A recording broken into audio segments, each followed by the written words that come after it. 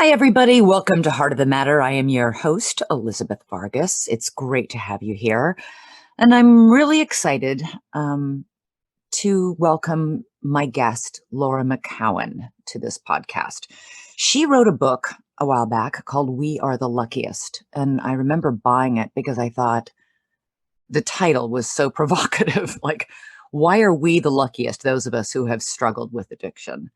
But after reading it, I really got a sense of what she was trying to say, which was that those of us who have struggled with this disease and found recovery are in fact incredibly lucky and incredibly fortunate. I remember early on in my recovery going to meetings and with other people in recovery and hearing people introduce themselves as a grateful recovering alcoholic. And I would always think to myself, grateful? Why are you grateful that we have had this thing happen to us, this disease, this hardship, this trial, in many cases, these tragedies? But Laura makes a really good argument that struggling with addiction and getting better necessitates inner work that really does profoundly change us, and that we are therefore lucky because of that.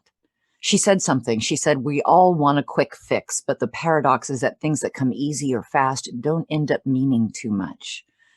And certainly recovery, as anybody in recovery will tell you, is something that doesn't come easy or fast. We as a culture generally believe that, self-discipline and willpower can solve any problem. It's not true for addiction.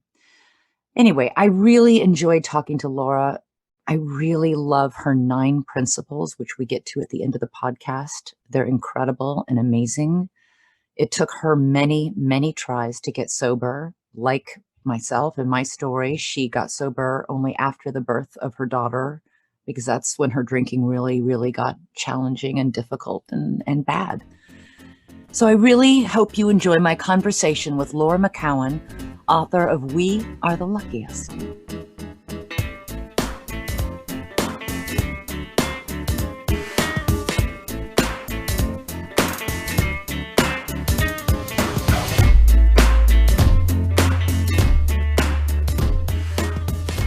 Laura, welcome to Heart of the Matter. It's great to have you. Thank you. So good to be here. And I have to tell you, I bought your book when it first came out. I didn't read it when it first came out. It took me a few months to get to it, but I bought it because of the title, We Are the Luckiest, because it felt so counterintuitive, to think we're lucky to be in, yes, we're lucky to be in recovery, but lucky to have suffered from the disease of addiction. What? It was sort of mind-blowing. Tell me about that title. Right. Well, that's kind of why I picked it, because like most people, when I was faced with getting sober, I thought it was the end of my life. There was nothing I could imagine that would have been a worse fate. And that's very dramatic, but it was actually true. My identity was so wrapped up in that. And I thought I needed it to sort of exist and to feel okay and to manage life, that I thought all the fun would be gone. And how do you do dating, and how do you do love, and how do you do friendship, and how do you do work? All those things. I thought it was the end of all the color in my life. And that was the tune I carried for a while. And then when I finally did get sober and started putting a little bit of time together, I had a moment where I was at home one night with my daughter. She was very young then, and we had a rough night, just like kids stuff. And she was crying and I was crying, and I got into bed safely and she was asleep. And I thought, like, I'd weathered that. I didn't drink that night. And I knew the next morning I would there would be no new destruction. And it felt sort of magical. Like, oh, we're lucky that we're lucky. I get to be in my life now. Yeah. So, because when we're drinking, we're not in our lives. We're not present. We're not present with other people. I don't know. I felt like when I was drinking, I had, these very thick walls around me because I was being so dishonest about Yes. my anxiety, separate from my drinking. Sometimes, the drinking itself, obviously, at the end when I was hiding it, all Yeah. those secrets, Yep. the secret that I felt like shit every morning when I woke up and, Yeah. pretending to be feeling okay. Yep. I mean, it was just, you don't realize until you start to knock those walls down, how walled off you were. Totally. And you're also walled off from the good things. I felt Yeah. like I knew how I was supposed to feel in certain moments that were great, connecting with my daughter, friends, or I knew it was supposed to feel, even getting married, because Mm-hmm. I was, well into drinking it and problematic drinking at that point. I knew it was supposed to feel, I knew what I was supposed to feel, but it was like a wall is a great way to put it. I just couldn't get there. I couldn't touch all the way down. Yeah. The book is not just about drinking, though. Your book, Mm-mm. We Are the Luckiest, you said, is really about pain. What do you mean by that? Yeah. So a big theme of the book is it was really important for me to talk about that I felt that my experience of addiction was really not that unique. It was one way of pain manifesting or coping with pain and the results of that. But underneath, whether it's addiction or some other behavior, which there are so many, there's always pain and trauma. Mm-hmm. And in the book, I call it things. We all have a thing, many things, but usually one that really kind of snags us at any given time. And it could be a divorce, it could be death, it could be addiction, it could be being ill. But we all have something. And addiction to me was not that unique. And what it really is, and I'm not the one to make this up. Gabor Mate, who is a brilliant person in this field, says we should never ask why the addiction, but why the pain. Mm-hmm. And when I heard that for the first time, it was like, of course, yes, that's what it's about. It's not about Laura has a problem with drinking. I did. Mm-hmm. That's not what it was about, and all the stories we carry around problematic drinking and the labels that we have and the stigmas that are there. It was about pain. It's really, the book is about trying to work through, to look inward. I think you said it's, pain is anything that causes us enough pain that we are forced to look inward. So it doesn't have to be that you're drinking too much. It could be your relationship with food. It could be your self-esteem, as you said, all the other everyday traumas that everybody on earth, I love that everybody has something. Everyone has because something. it's true. We all, you see the Facebook or Instagram life and it's completely false. Yes. It's not that shiny, pretty picture of this is how lovely and curated my fabulous life is. I mean, everybody's struggling with something. And Yep. some people, as you said, really get snagged on it. Totally. What do you, I mean, the book is about helping people get unsnagged, right?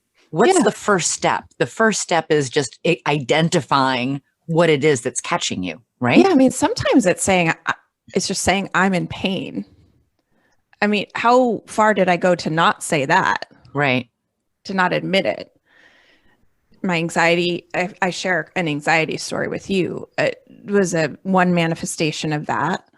The drinking was a manifestation of that. There were many other things, but to admit that you're in pain, I think is a good thing and a first step. And then yes, what you said, name the thing that's snagging you.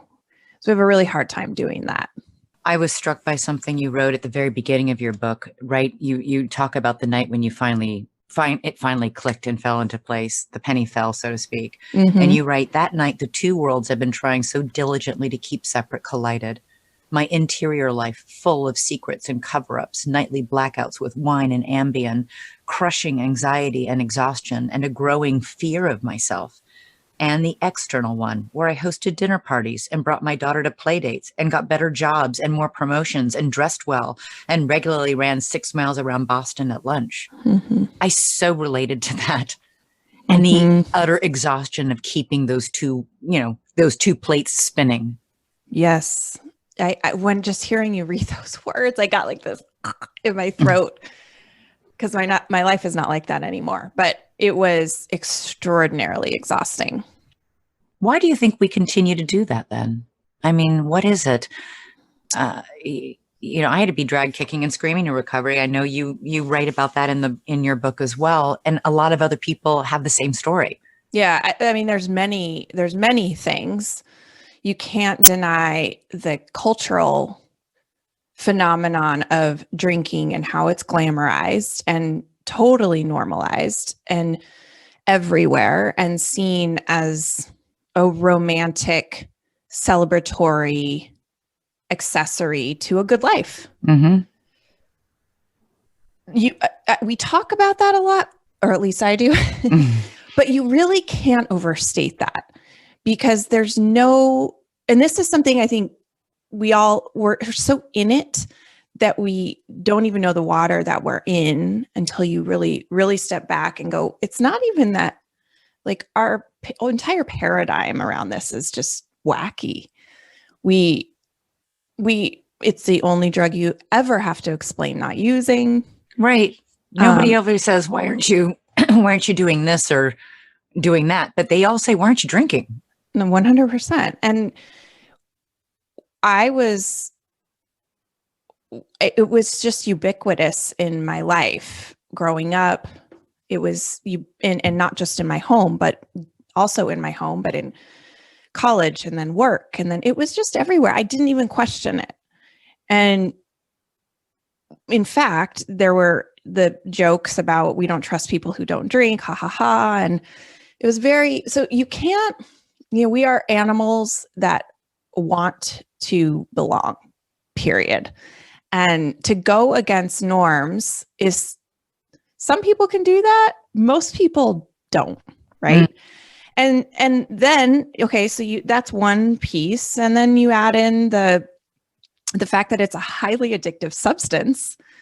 It is. It's I could go on and on about alcohol. We don't need to focus on that, but it is an addictive substance. So it's doing what it is intended to do, when we get hooked by it. And that doesn't always manifest as full-on acute alcoholism. There's a whole spectrum of dependency in there. And we don't put up those flags. In my circles, we promoted over drinking. I worked in advertising. Everyone was hungover on Friday because everyone went out on Thursday. And it was like, you belonged if you were hungover, you belonged if you overdrank. Same with my mom's circles eventually. And so you start to connect that with belonging and connection. Why would you admit that? Why would you take yourself out of that? Yeah. And look, it works to some degree for a while. I mean, alcohol did me a lot of favors. Yeah. It really did, until it worked against me. And because of the way that our brains work and the pleasure reward centers work, is you still, even after it's not delivering what you think it is, you get that hit of dopamine, and there's nothing, like, we're wired to chase that. I always felt like, even in the sort of the darker phases of my drinking, that felt like the lights turned on when I had a drink, like, oh, I can finally breathe and I can see everything. And I felt like love coming out of me. And it's a very powerful substance. So of course we don't take ourselves out of that. You started, while you were trying to get sober for that year, you started a private Instagram account where you wrote about your struggles with staying sober. Why did you do that? I had wanted to be a writer and write and I wanted more than, I had this thing in me that really wanted to express myself. And quotes, I'm a lover of words and literature, and I always have been. And I wanted to express those things, but I didn't know how or think that I should or could, because it's like, who cares, Mm-hmm. And so I now had something to write about. I had Jason Isbell, a musician, said sobriety gave him a story to tell. Yeah, and I felt that's how I felt. And I wasn't sober yet, but I needed to talk about it. I had things that I wanted to say. And I don't know if you have experienced this with writing or something else, but it gave me something to reach for too. Like all of this energy that I had been tamping down with drinking, this creative energy, needed to go somewhere. And that gave me a place to put it. How honest were you in those posts? And because, you weren't, what you're describing is basically journaling, only you're letting other people read it. Yeah, I was really honest. I was careful when I talked about other people because I was still going through a divorce. He didn't know the extent of my problems with drinking. He knew, but he didn't really know. No one really knew. No one ever does because we're expert hiders. But custody wasn't determined. We were separated, but not divorced. And so I didn't want to, not only did I not want to tell someone else's story, but I didn't want to potentially damage something, right? For my daughter. So I was careful, but I was very honest. And that was the real medicine. I had, for the first time, been honest. And I talk in my book about like I had so many versions of myself everywhere. And I really desperately wanted one version of myself. And I started to do that in this Instagram account. So I was pretty honest. The Instagram account is what led to eventually the book. Yeah. You now do seminars. You've got a newsletter. You have a huge following of women who are, do you have any idea, by the way, of like all these women, are they almost all in recovery or trying to be in recovery, or are they dealing with other things? I mean, how broad has the appeal of the message and We Are the Luckiest, gone? I would say it's mostly people in recovery and, mostly women, although there are some men in there too. But I just today, like I got an email right before this because I had sent a newsletter out and she wrote back and said, I love your content. I don't have a problem with alcohol, but it has helped me both watch my consumption and just want to go for bigger things in my life. So there's definitely a contingent of people that don't struggle with alcohol, but they either love someone who does, or they just have their own thing. Yeah. They have their own thing. And so I never imagined I would be writing about sobriety and alcohol. And although I will always kind of talk about that, it is a bigger story. It is a bigger story about pain and going inward. And partially I want to sort of normalize conversations around drinking, sobriety, alcohol, addiction. And part of it is that normalizing a conversation around pain and facing it. And that these are invitations, really, almost always, to wake up and be in your life, like we were talking about. Do you think the conversations, I mean, it feels, I don't know if I'm just paying more attention, but it feels like there are a lot of really eloquent voices, yours is one of them, out there right now having these conversations. Do you feel like there's some sort of shift change happening right now? Yeah, I don't think it's just because you're paying attention. I think that here's a good indicator. The Body Keeps the Score by Bessel van der Kolk has been on the New York Times bestseller. This is a pretty clinical book about trauma. Right. Has been on the New York Times bestseller for like 2 years. Exactly. What does that tell you? How many people out there are grappling with a secret trauma? Right. That and because that book wouldn't be there if everybody it came out 10 years ago or more. Yeah.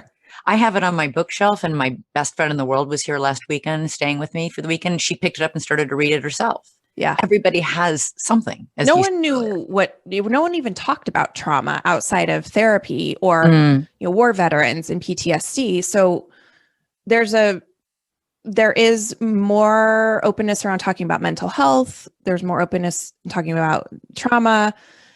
I don't think it's just you. I think that this generation coming up, my daughter's generation, she's 12, they openly talk about mental health, anxiety, depression, all kinds of things that that was never part of the conversation when I was growing up. So I think there's much more openness to it and awareness of it. And yet we look at statistics, drinking overall in this country since the year 2000 has gone up dramatically. Oh yeah, especially has gone up dramatically, mostly with women. Mm-hmm. The Atlantic magazine just did a huge article called "America Has a Drinking Problem." I know, I read it. And wrote, this is one part of the article that really jumped out at me. Although both men and women commonly use alcohol to cope with stressful situations and negative feelings, research finds that women are substantially more likely to do so. Almost all of the heavy drinking women drank alone. They did so not to feel good, but to take the edge off feeling bad. Mm-hmm. Oh. I mean, whoa, did I relate to that one? Mm-hmm. But it's, gosh, I wasn't the only one and you weren't the only one. And we, there's a huge collective we aren't the only ones that is massive. Massive. And I felt that, when I was struggling to get sober, I just had this like rage almost that I knew it was a bigger story than Laura has a drinking problem and Laura needs to go deal with it in some room and be quiet about it. It was like, this is everywhere.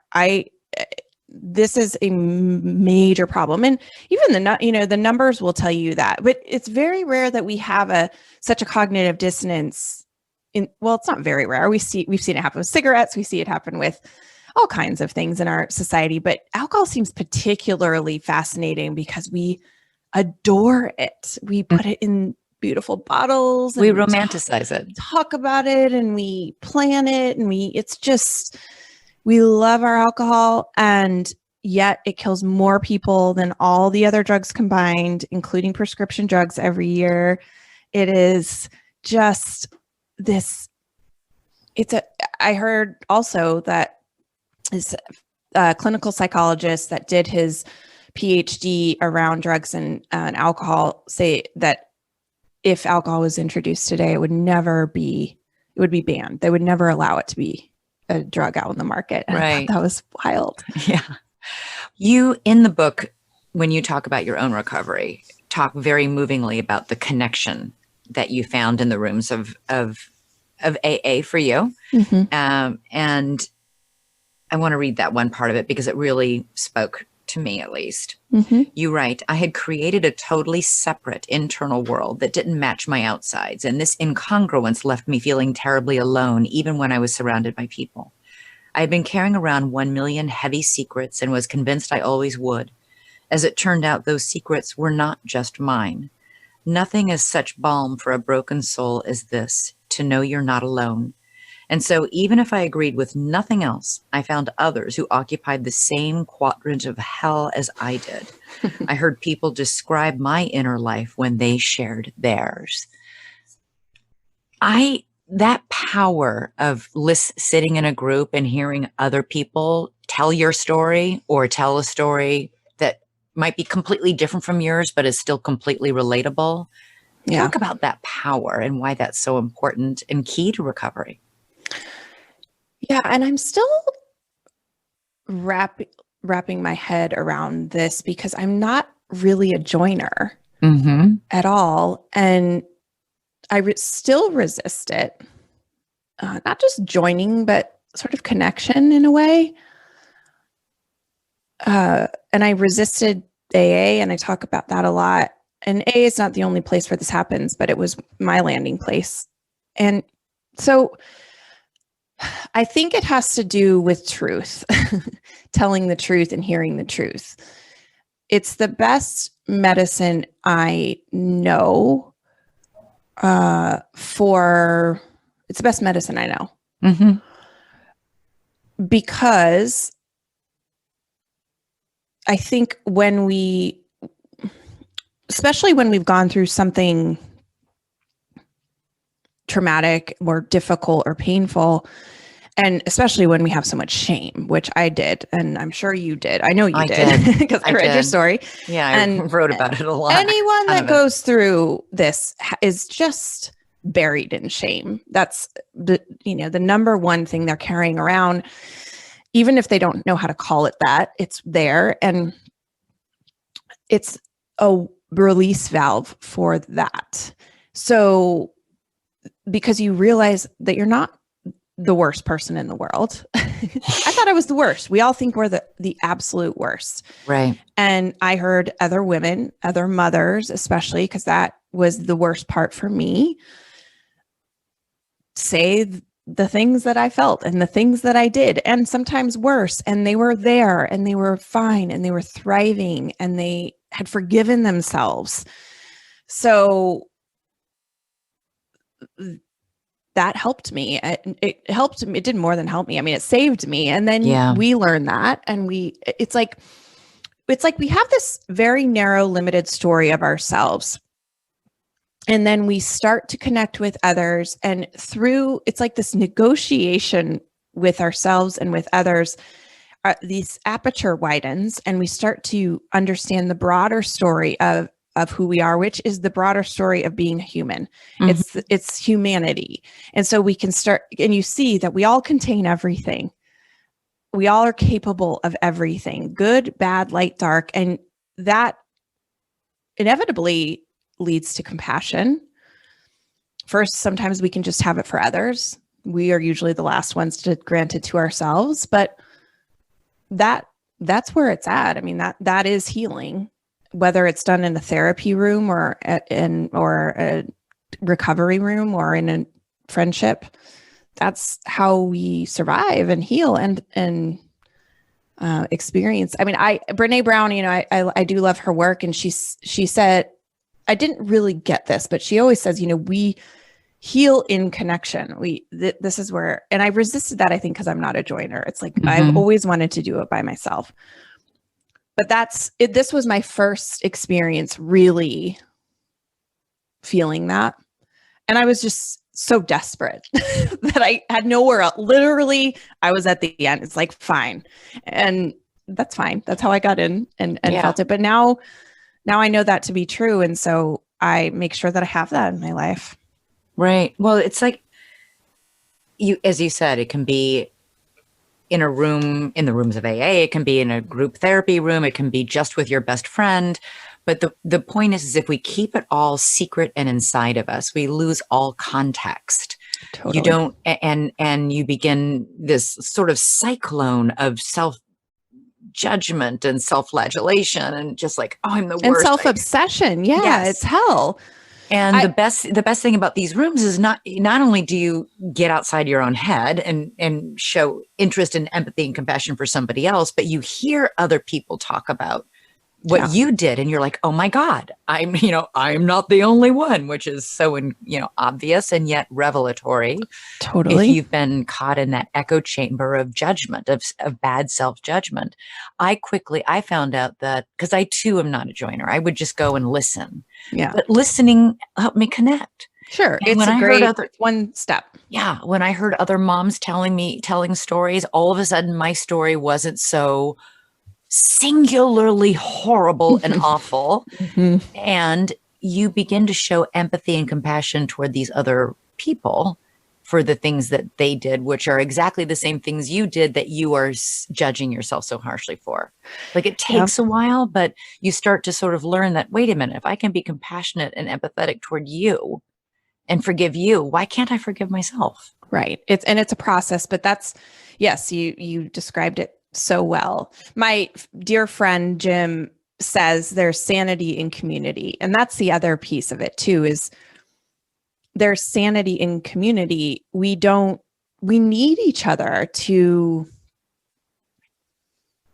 be sane about our choices, about what's going on with us, we need other people's perspectives, other people who love us and can see the bigger picture, because whether you're in recovery or not, this is true.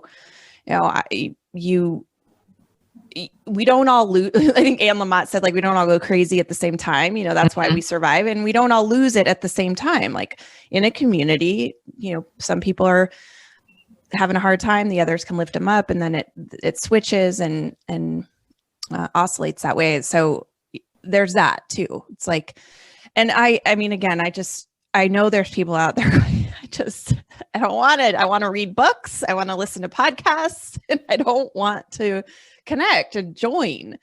But as far as I can tell, there's no other way. You, in the very start of your book, lay out the 9 principles for someone struggling with addiction. And I loved these. Thank you. And here they are. It's not your fault. It is your responsibility. It is unfair that this is your thing. This is your thing. This will never stop being your thing until you face it. You can't do this alone. Only you can do it. I love you. I will never stop reminding you. Those are fantastic. Thank you. Contradictory and yet absolutely true. Both things can be true, that it's not your fault and it is your responsibility. Yeah. Yeah. Those came from a letter that I had written to a woman who was struggling with her sister's drinking. And she was scared and terrified and angry and frustrated and all the things that we are when someone we love is caught in addiction. It's still up. It's like, it's called When Your Lobster is Addicted. It's on my blog if people want to look it up. But I wrote her this long piece, and then I said, if this is all too much, just give her this list. And then the list actually is, has turned into something, people really have gravitated towards it. So I started a sobriety community last year in the pandemic called the Luckiest Club. And these are our sort of manifesto. We read them at the end of every meeting. And then I just sign on for book number 2, which is, congratulations. Thank you. Which is called Push Off From Here. And it's an exploration of the 9 things. That's fantastic. Thank you. Okay. Did you ever dream that this would be your life? I mean, come on. No, I did not. Back when you were like the person I read about in the beginning of We Are the Luckiest, when you were waking up in the morning and, making sure your daughter was still breathing and making sure that, the house wasn't on fire. No. Seriously. I know. I can't. I just wrote a little thing about this. Because I was talking about my second book coming out, and I'll just read it if you don't mind, because it's better. I don't think I could say it better, and it's small, but yeah, I can't believe it. In a way I can, because like maybe you felt this too. Like I felt like there's something in me. This sort of I call it the big energy in the book. I didn't know what that meant. I couldn't have imagined this life. And so what I said is, I've been extraordinarily lucky, and I've also worked hard, and every single day I have a moment, sometimes many, where I feel just how easily it could have all been otherwise. Which is to say, I am grateful, but also something more. I am in awe. Every day, literally.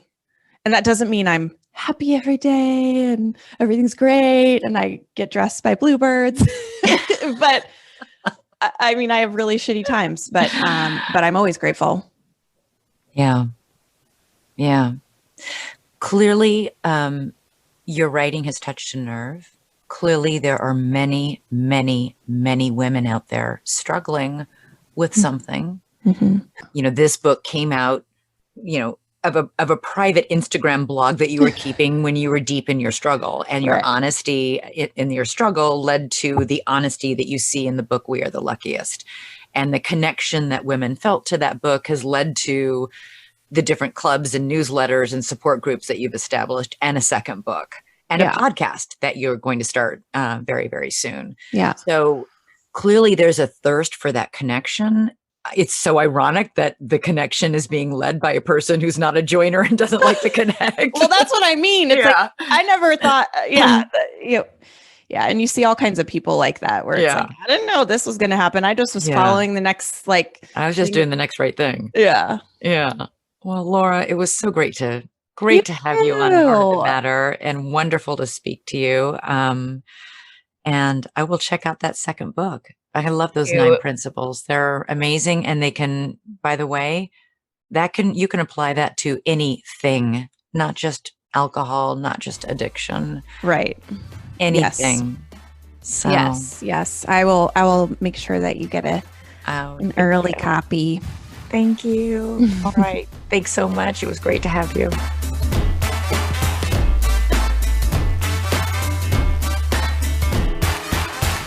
Thank you so much for listening today to Heart of the Matter. You can find this podcast on Apple Podcasts, Spotify, and on our website at drugfree.org/podcast. And as a reminder, if you need help with a loved one who is struggling with substance use, you can text 55753 or visit drugfree.org. We'll talk to you soon.